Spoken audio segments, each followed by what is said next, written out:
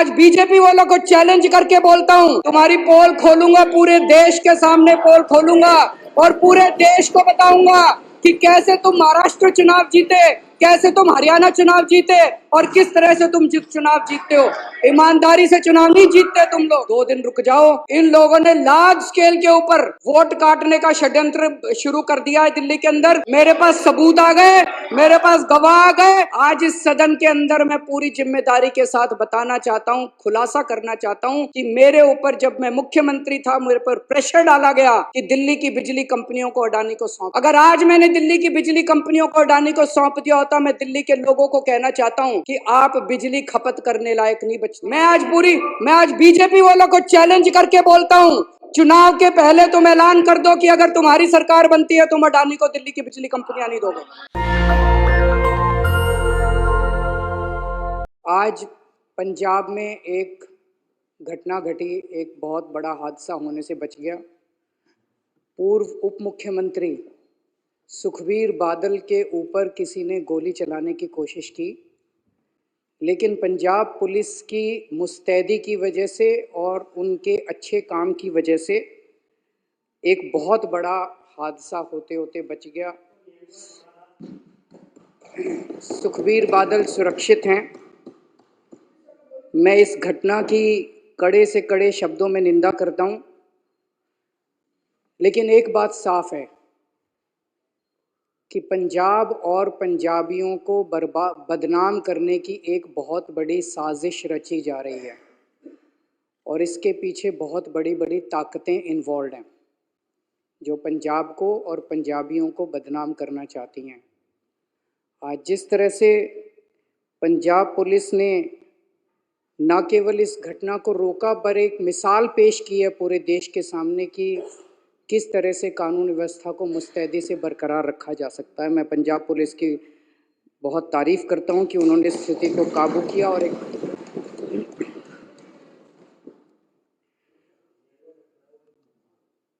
पंजाब में सुबह जब ये घटना घटी तो पूरी बीजेपी और इनके सारे नेता और पूरी मीडिया पंजाब में लॉ एंड ऑर्डर की पोजीशन को उठाना चालू कर दिया। पंजाब में तो हमने एक घटना को घटने से रोक लिया, लेकिन जब दिल्ली के अंदर सरेआम मर्डर हो रहे हैं, सरेआम शूट आउट हो रहे हैं, पूरी राजधानी गैंगस्टर्स के कब्जे में है, जगह जगह नशा बिक रहा है, महिलाओं के साथ बलात्कार हो रहे हैं, तब पूरी की पूरी बीजेपी ऊपर से नीचे तक चुप हो जाती है। और जब इनसे पूछा जाए तो इनके बड़े बड़े नेता कहते हैं क्राइम तो मुद्दा ही नहीं है, दिल्ली में लॉ एंड ऑर्डर तो मुद्दा ही नहीं है।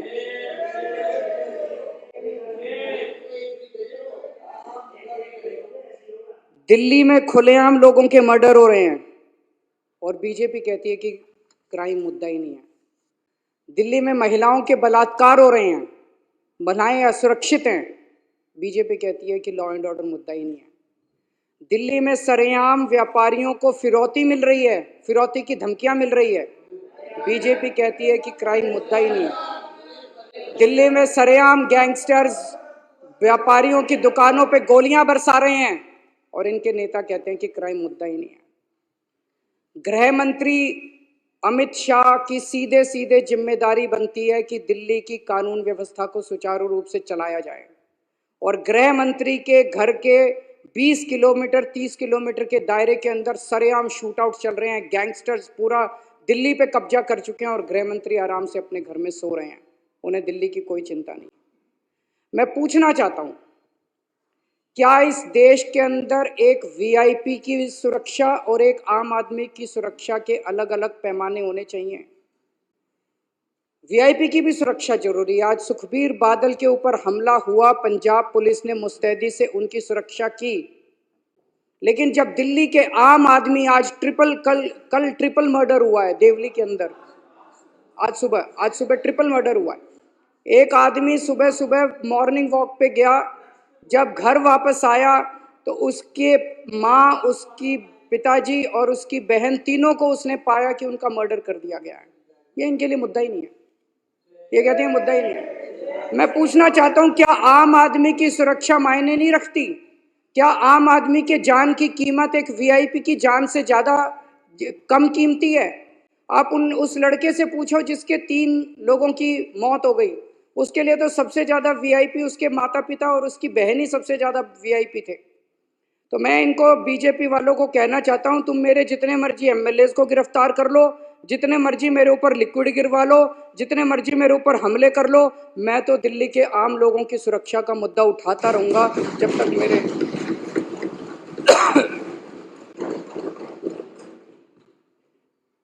अब मैं 2 शब्द दिल्ली की ड्रग व्यवस्था के ऊपर, ड्रग्स का जो माहौल दिल्ली के अंदर हो रहा है जिस पे अभी चर्चा चल रही है। मैं दिल्ली में जगह जगह कोने कोने में जा रहा हूँ। इस टाइम कानून व्यवस्था इतनी ज़्यादा चरमरा गई है, खास तौर से जब से अमित शाह जी देश के गृह मंत्री बने हैं और उन्होंने दिल्ली की कानून व्यवस्था को संभाला है, तब से दिल्ली के अंदर पूरी दिल्ली की कानून व्यवस्था लगभग खत्म हो चुकी है। मैं काफ़ी समय चुप रहा क्योंकि मैं इस पे राजनीति नहीं करना चाहता था, लेकिन जब धीरे धीरे स्थिति कंट्रोल होने की बजाय बद से बदतर होती गई तो मेरे से चुप नहीं रहा गया, क्योंकि दिल्ली मेरे ही लोग हैं। पिछले कई दिनों से जब से मैं दिल्ली के कोने कोने में जा रहा हूँ, जहाँ भी कोई कत्ल होता है, जहाँ भी कोई वारदात होती है, मैं जाता हूँ, लोगों से मिलता हूँ। जहाँ जाता हूँ लोग कहते हैं जी नशे की बात, कोने कोने में नशा बिक रहा है। मैं परसों माननीय मुख्यमंत्री जी कालका जी की, इनकी विधानसभा कालका जी है, कालका जी के क्षेत्र में गया, वहाँ पे पदयात्रा होनी थी। मैं पदयात्रा कर रहा था, लोग मेरे कान में आके बोल रहे थे, लोगों को डर लगता है बात करते हुए भी, लोग मेरे कान, सर नशे की बात भी उठाओ सर हर दुकान के अंदर नशा बिक रहा है, सर हर दुकान में नशा बिक रहा है, किराने की दुकान में नशा बिक रहा है, पान वाले की दुकान में नशा बिक रहा है, पनवारी की दुकान में नशा बिक रहा है। कोने कोने में दिल्ली को इन्होंने नशे का व्यापार बना दिया। पूरी दिल्ली के अंदर चाहे अमीर हो चाहे गरीब हो, किसी का भी बच्चा, किसी का भी फैमिली मेंबर नशे से परे नहीं है। इस टाइम स्कूलों में नशा बिक रहा है, हर कोने कोने के अंदर नशा बिक रहा है। मुद्दा ये, और पिछले 5 साल में ये नशा बहुत ज्यादा बढ़ गया है। एक मैं रिपोर्ट पढ़ रहा था,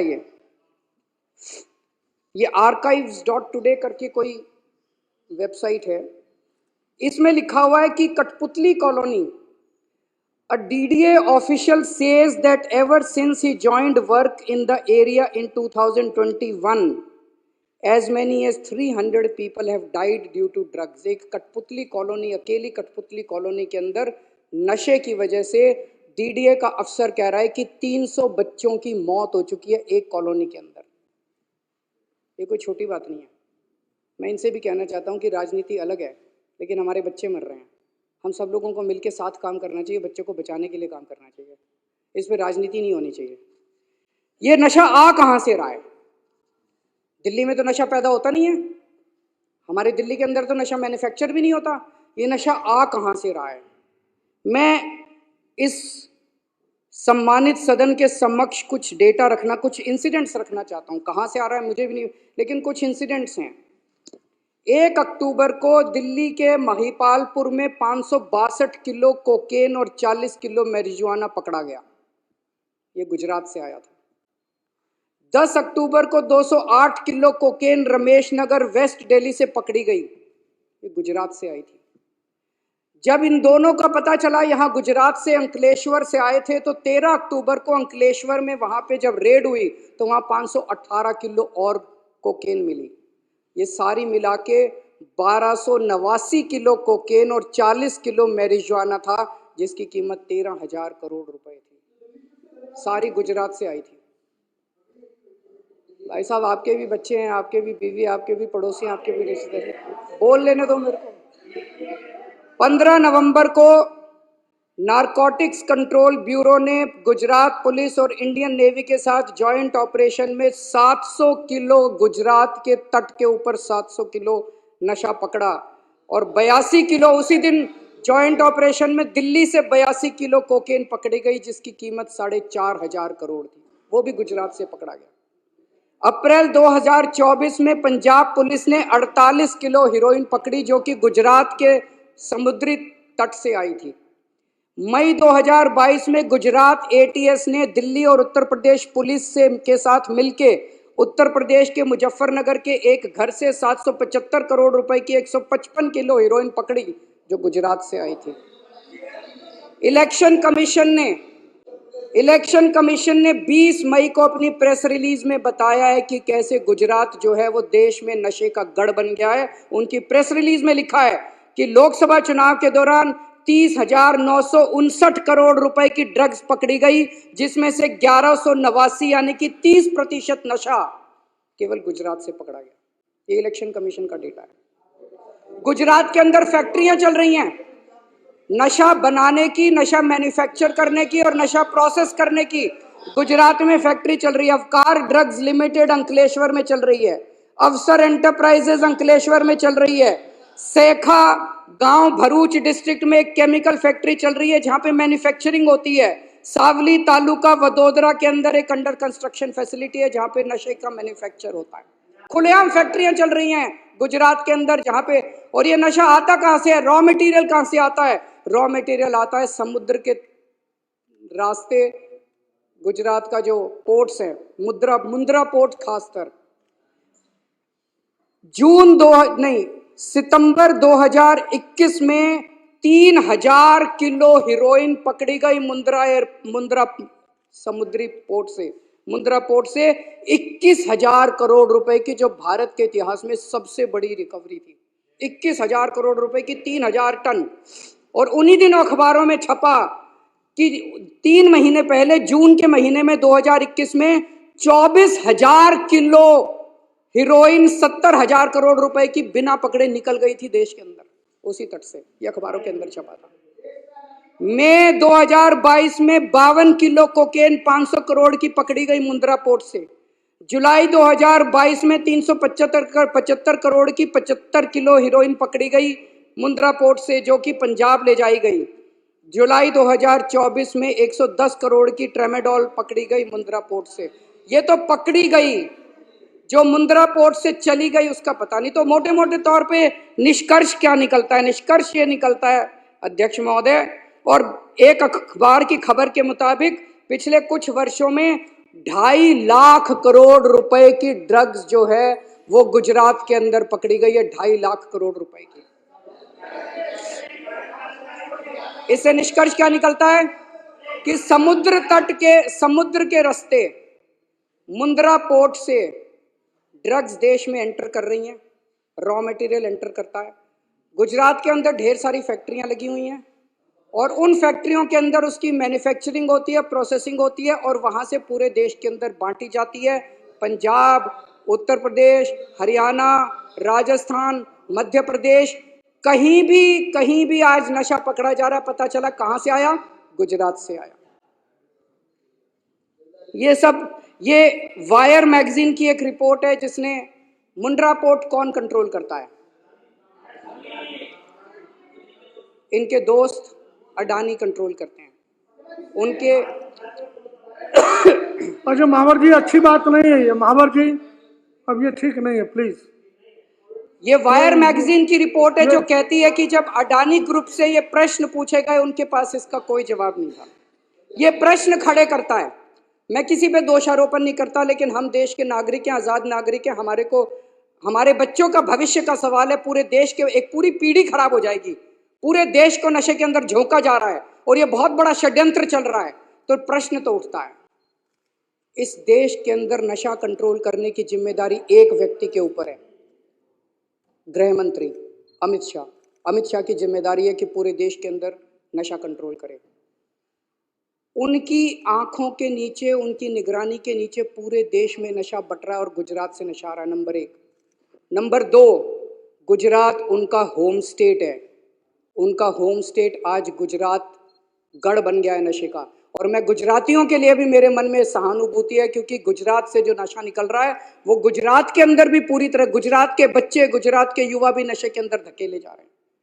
तीसरी चीज, जिस पोर्ट से नशा आ रहा है हम सब जानते हैं, वो अमित शाह जी के दोस्त हैं। अमित शाह जी का होम स्टेट, अमित शाह जी की निगरानी और अमित शाह जी का दोस्त जिस पोर्ट के जरिए आ रहा है, इतने बड़े स्तर के ऊपर नशा क्या बिना सरकारी संरक्षण या बिना सरकारी लापरवाही के हो सकता है? नहीं हो सकता। तो लोग ये प्रश्न कर रहे हैं कि क्या इसमें सरकारी मिलीभगत भी हो रही है पूरे देश के अंदर जो नशा बिक रहा है? और अगर सरकारी मिली भगत है तो वो केवल नीचे के लेवल की है या टॉप तक मिली भगत है। हमारी पूरी पीढ़ी का सवाल है। दिल्ली के ये सारी रिसर्च मैंने क्यों की है, सारी रिसर्च क्यों, क्योंकि पिछले दिनों में जहां जा रहा हूं, कल शालीमार बाग की झुग्गियों के अंदर गया, इनसे पूछिए, जिससे मैं बात करूं वही कहे सर यहाँ नशा बहुत बिक रहा है, सर यहाँ नशा बहुत बिक रहा है। मैं परसों कालका जी गया, सर यहाँ नशा बहुत बिक रहा है, सर यहाँ नशा बहुत बिक रहा है। मैं जहां जा रहा हूं वहीं लोग नशे की बात कर रहे हैं। दिल्ली के अंदर पूरी दिल्ली के लोग, पूरे देश के लोग नशे से पीड़ित हैं। हमारे पूरे देश के युवाओं की भविष्य का सवाल है अध्यक्ष महोदय। इसलिए मैं चाहता हूं कि अमित शाह जी इस देश की खातिर नशे के ऊपर एक्शन लेना, ठोस कदम उठाना चालू करें, नहीं तो जनता के मुंह बंद नहीं कर पाएंगे वो, जब जनता कहेगी कि सरकारी संरक्षण नशा करने वालों को मिल रहा है। तीसरी बात मैं ये उठाना चाहता हूं जो जरूरी है, वो है बिजली की। अध्यक्ष महोदय, अभी पिछले दिनों जब मैंने सुना कि अमेरिका के जस्टिस डिपार्टमेंट ने अडानी ग्रुप के ऊपर आरोप लगाए हैं, और जो मैंने मोटा मोटा पढ़ा कि अडानी ग्रुप 12,000 मेगावाट की सोलर एनर्जी बनाने की उन्होंने फैक्ट्री लगा ली कि सोलर एनर्जी बनाएंगे, लेकिन वो बिजली इतनी महंगी दे रहे थे कि कोई भी राज्य सरकार खरीदने को तैयार नहीं थी। तो अडानी ग्रुप ने बहुत महंगी बिजली जो है वो रिश्वत दे के केंद्र सरकार के अफसरों को रिश्वत दी, राज्य सरकार के अफसरों को रिश्वत दी, और वो महंगी बिजली उन्होंने कई राज्य सरकारों को बेची।